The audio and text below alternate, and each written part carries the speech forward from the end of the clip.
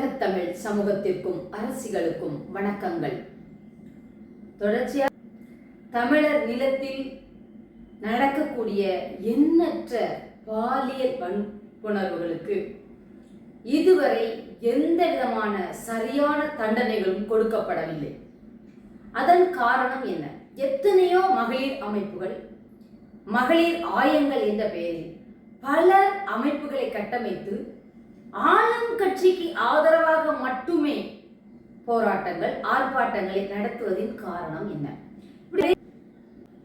மிக முக்கியமாக ஒன்றல்ல இரண்டல்ல 1000 பாலியல் துன்புறுத்தல்கள் இன்று பெண் பிள்ளை மட்டுமல்ல ஆண் பிள்ளைகளுக்கும் நடப்பதின் காரணம் என்ன? அவற்றை இந்த சமூகம் மிகப்பெரிய ஒரு குற்றமாக பார்க்கிறதா இல்லையா? சொந்த மது போதைகள் இவ்வளவு தலைவிரித்தாடுகிறதோ, இவற்றை எல்லாம் நாம் சரி செய்யாமல் இந்த சமூகத்தை ஒருபோதும் சரி செய்ய இயலாது. குழந்தை ஒருவன் தவறாக தொடுகின்றானா இல்லையா என்பதை கண்டறிய வகுப்பெடுக்கும் நீங்கள், ஒருவர் தன்னை தொடுவது தவறான தொடுதல் என்று அந்த குழந்தைக்கு சொல்லிக் கொடுத்து அதை பெற்றோரிடம் சொல்ல வைக்க பாடமெடுக்கும் இந்த சமூகம், அந்த தவறான தொடுதலை எண்ணத்தில் கூட நினைக்காத ஒரு சமூகத்தை கட்டமைக்க ஏன் நீங்கள் முன்வர மறுக்கின்றீர்கள்? எப்போதுமே தவறிலிருந்து தப்பிக்கிறது சொல்லிக் கொடுக்கிறமே தவிர தவறே நடக்காத ஒரு சமூகத்தை கட்டமைக்க இங்கு யாருமே முன்வருவதில்லை. அதன் ஏன்? அதனுடைய முக்கியத்துவம் இங்கே ஏன் குறைந்து போயிற்று? அரசியல் கட்சிகளாகட்டு, போராட்ட இயக்கங்களாகட்டு குற்றத்தை தடுப்பதற்கான வேலைகளை பேசுகிறதே தவிர குற்றமே உருவாகாத ஒரு இடத்திற்கான முடிவை பேசுவது இல்லை. அப்படி என்றால் தேர்தல் காலங்களில், தேர்தல் அறிக்கைகளில் நாங்கள் இயற்கையை மீட்போம், மண்ணை மீட்போம், அதை செய்வோம், இதை செய்வோம், வீட்டுக்கு ஒரு கார் கொடுப்போம், அனைவருக்குமான 5000 ரூபாய் பணம் கொடுப்போம், இப்படி இலவசங்களை அள்ளி தெளித்து, அந்த இலவசங்களை அள்ளி தெளித்து மக்களின் வாக்கு வங்கியை வாங்கி தங்களுடைய வருமானத்தை பெருக்க நினைக்கும் இந்த தேர்தல் அரசியலில் ஒரு அரசியல் கட்சி கூட இனி வரும் காலங்களில் இந்த குற்ற நடவடிக்கை நடந்தால், ஒருவன் ஒருத்தி இந்த குற்ற செயலில் ஈடுபட்டால் அதற்கு இப்படி ஒரு தண்டனை எங்கள் ஆட்சி காலத்தில் கிடைக்கும் என்று ஏன் சொல்ல முன்வரவில்லை? நம் முன்னோர்கள், தமிழ் இனத்தின் முன்னோர்கள் எவ்வளவு அருமையாக அழகாக 5 திணைகளில் வாழ்ந்தார்கள் என்பதற்கு பல்வேறு எடுத்துக்காட்டுகள் இருக்கின்றன.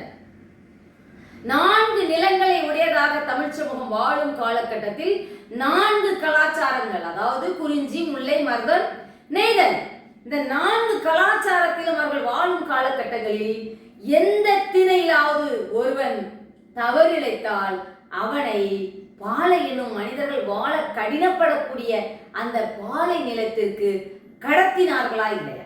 அவன் அங்கே கடத்தப்பட்டான்.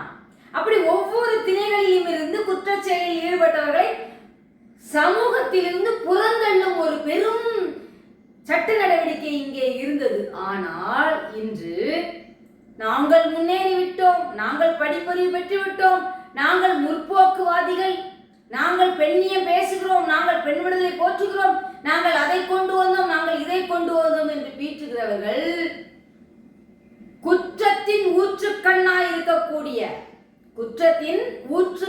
இருக்கக்கூடிய சாரைய ஆணைகளை வைத்திருக்கிறார்களா இல்லையா?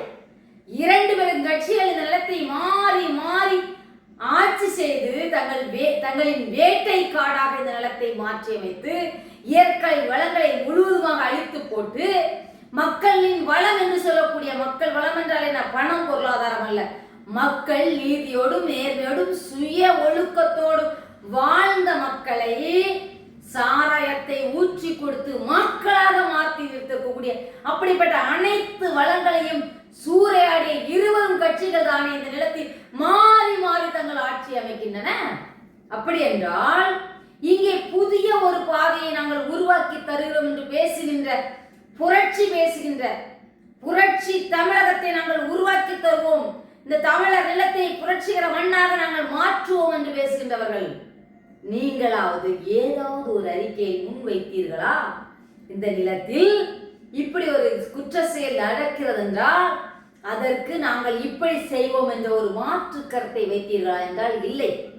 மேலும் இலவசங்களை பெறுவதனால் என்ன இடையூறுகளை எல்லாம் சந்திக்கிறோம் என்று நகரத்திற்கு நகரம் மேடை போட்டு பேசியவர்களிடமே பேசுகின்றவர்கள், எந்த மாவட்டம் எந்த நகரத்துக்கு சென்றாலும் அதே பார்வையாளர் அதே பேச்சாளர் என்ற நிலையில் இருக்கக்கூடிய என் அருமை தமிழ் தேசிய களத்தில் பயணிக்கக்கூடிய உறவுகளே, நீங்கள் கிராமங்கள் தோறும் சென்று திண்ணை பிரச்சாரத்தில் ஈடுபட்டோமா என்றால் இல்லை. திண்ணைகள் தோறும் அவன் வறியவன் குடியானவன், அவன் வறுமையின் விளிம்பில் வாழ்கின்றான், அவன் வறுமையின் விளிம்பில் சரியான கணவன் அமையாமல் ஒரு குடிகார கணவனோடு கிடந்து கஷ்டப்பட்டு கொண்டு ஒரு நாள் போஜனத்திற்கு தன் குழந்தைகளுக்காக தன்னை வருத்தும் ஒரு பெண் 1000 ரூபாய் கொடுத்தால் ஓட்டுக்கு வாங்கத்தான் செய்வாள் என்று எத்தனையோ மேடைகளில் நாங்கள் பேசியதை மறந்து ஓட்டுக்கு நீ பணம் வாங்காதே என்று நகரங்கள் தோறும் கூக்குரலிட்டு பேசுவதின் விடை என்ன? அதனால் இங்கே நடக்க போகின்ற மாற்றம் என்ன? எதுவுமே இல்லை. சரியான மாற்றத்திற்கு நாம் முன்னெடுக்கிறோம் என்றால் சந்தி சந்தியாக, வீதி வீதியாக, நகரம் நகரமாக, கிராமம் கிராமமாக மனிதர்கள் செல்ல அஞ்சுகின்ற பழங்குடி என்று சொல்லக்கூடிய நம் தொல்குடி சமூகம் வாழக்கூடிய இடங்கள் வரை சென்று நாம் இவர்கள் இப்படிப்பட்ட பாரம்பரியத்தில் உடையவர்கள், நம்முடைய மறை இது, நம்முடைய மறை இதை சொல்லுகிறது, தனி ஒழுக்க மனித ஒழுக்கம் என்றால் என்ன, அதன் வாயிலாக நமக்கு கிடைப்பது என்ன, இவற்றை பற்றி பேசி இருக்கின்றோமா என்றால் இல்லை. அப்படி என்றால் எல்லா அமைப்புகள் போலும் எல்லா கட்சிகள் போலும் தமிழ் தேசியம் பேசி வாக்கரசியலுக்கு வரக்கூடியவர்கள், சினிமாக்காரனை விட்டுவிடுங்கள், சினிமாக்காரன் பின்னால் ஒரு கூட்டம் போவதற்கும் காரணம் யார்? இந்த நிலத்தில் பயன்படுத்தப்படாத ஒரு தலைமுறை எழும்பி வர காரணம் யார்? பயன்படுத்தவே படல, ஆனா ஓட்டு வச்சிருக்கான். அந்த பயன்படுத்தப்படாத சமூகத்தை இந்த நிலத்தில் உருவாகி வர நாமும் ஒரு காரணம் என்பதை வெட்கத்தோடு ஒத்துக்கொள்ள வேண்டும். காரணம், நம் தலைமுறையில் நமது தாத்தா பாட்டிகளோடு வாழ்க்கையை நாம் பகிர்ந்து வாழ்ந்து வந்தோம். நமக்கு நிறைய விடயங்களில் ஓரளவுக்கு தெளிவு இருந்தது. ஆனால் சமூகம் குடும்பம் சுருங்கி போயிற்று. ஒரு தாய் தந்தை ஒரு குழந்தை, ஒரு தாய் தந்தை 2 குழந்தை. இவர்களில் தாய் தந்தை இருவருமே பொருளாதாரம் எனும் பணத்தை ஈட்டுவதற்காக போட்டி போட்டுக்கொண்டு ஓடும் போது நல்வழிப்படுத்த வேண்டிய ஆசானாய் நிற்க வேண்டிய பெற்றோர்கள் அந்த குழந்தையோடு ஒரு நாளில் 4 மணி நேரம் மட்டுமே நாம் விழித்திருக்கின்றோம்.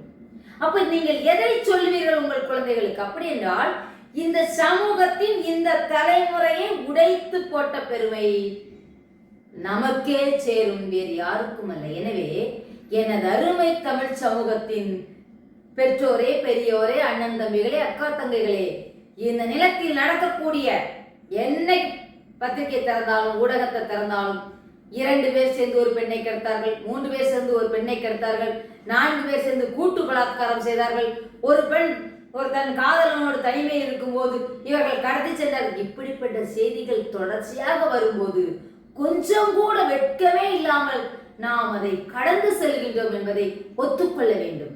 ஏனென்றால் பக்கத்து வீட்டில் நெருப்பு பற்றும் போது உனக்கு சுடுவதில்லை, உன் வீட்டில் நெருப்பு பற்றும் போது உனக்கு சுடுகிறது. நான் என்ன சொல்கிறேன் என்றால் இந்த சமூகத்தின் இந்த மானிட மாந்தத்தின் எங்கே எந்த மூலையில் ஒரு பெண் குழந்தையோ ஒரு ஆண் குழந்தையோ பாலியல் துன்புறுத்தலுக்கு ஆளானாலும் மொத்த சமூகம் இந்த நிலத்தில் வெட்கப்பட வேண்டும். அப்படி என்றால் இங்கே வாழக்கூடியவர்களை பயன்படுத்தக்கூடிய வேலை திட்டத்தை முதலில் இங்கே யார் கொண்டு வருவார்கள்? யார் செயல்படுத்த போகிறீர்கள்? நீங்கள் இயற்கையோடு கூட்டுப்போக்கு எல்லாம் செய்யுங்க. எனவே எனது அருமை தமிழ் சொந்தங்களே, எனது அருமை அரசிகளே, தெளிவாக கேளுங்கள். நாம் பண்பட்ட ஒரு சமூகத்தை உருவாக்க வேண்டும். பண்பட்ட ஒரு சமூகத்தை, மனிதர்களை ஒரு சமூகத்தை, பண்பட்ட ஒரு சமூகத்தை நாம் உருவாக்கி எடுத்தால் மட்டுமே எது சரி, எது தவறு, எது உடலுக்கு கேடு, எது மனதுக்கு கேடு, எது மூளைக்கு கேடு என்ற விடயங்களை நாம் பிரித்தெடுத்து மக்களுக்கு எதை காட்ட வேண்டும், எதை காட்டக்கூடாது என்று பிரித்தெடுத்தால் மட்டுமே இந்த சமூகம் பெரிய மாற்றத்திற்கு கடந்து செல்லும். இல்லை என்றால் ஒருபோதும் உங்கள் போராட்டங்கள், உங்கள் ஆர்ப்பாட்டங்கள், உடனே ஒரு ஊடகத்தில் உட்கார்ந்து கொண்டு 4 பேர் பேசுவது, இவற்றிலெல்லாம் எந்த விடையையும் நீங்கள் காணவே முடியாது. அடுத்த கட்ட நகர்வாக அரசியலை நோக்கி ஓடி வரக்கூடியவர்கள் திட்டத்தோடு தான் வருகின்றீர்களா என்றால் என்னை பொறுத்தவரை கண்ணு கட்டிய தூரம் வரை எவரிடம் இதற்கான திட்டம் இல்லை. சமூகத்தில் மாற்றத்தை கொண்டுவதற்கு நீங்கள் கூறும் எல்லைக்கோடு அதிகாரம், நான் சொல்லும் எல்லைக்கோடு மக்கள் திரள். யாரிடம் மக்கள் திரள் பெரும்பான்மையாக இருக்கின்றதோ அவர்கள் இங்கே ஆளும் அரசை இயக்கும் தன்மை கொண்டவர்கள், இங்கே ஆளுகின்ற அரசை இயக்கும் பலம் கொண்டவர்கள். ஆனால் தங்கள் பலத்தை மொருகுட்டி தன்னை தீட்டி வைத்திருக்கிறார்களா என்றால் இல்லை. எனவே மாற்றத்தை நோக்கி களம் காண வரக்கூடியவர்கள், நீங்கள் ஆட்சி அதிகாரத்துக்கு வந்தவர்கள் செய்ய வேண்டும் என்று நினைப்பதெல்லாம் உங்கள் மக்கள் திரள், உங்கள் தொண்டர் படை, உங்கள் தம்பிகள் தங்கைகள் படைகளை வைத்து இந்த நிலத்தில் மாற்றி காட்டுங்கள். அதன் பின் தான் உங்களுக்கு ஆட்சி அதிகாரமே கை கேட்டு. அது எந்த கட்சியா இருந்தாலும் நீங்கள் மக்களுக்காக இப்போதே நிற்கவில்லை என்றால் மாற்றத்திற்கு நிற்பது வீண். இங்கே அவ்வளவு எளிதில் எதுவுமே மாறி விடாது. அதற்கான சாத்தியக்கூறுகளே இங்கு இல்லை.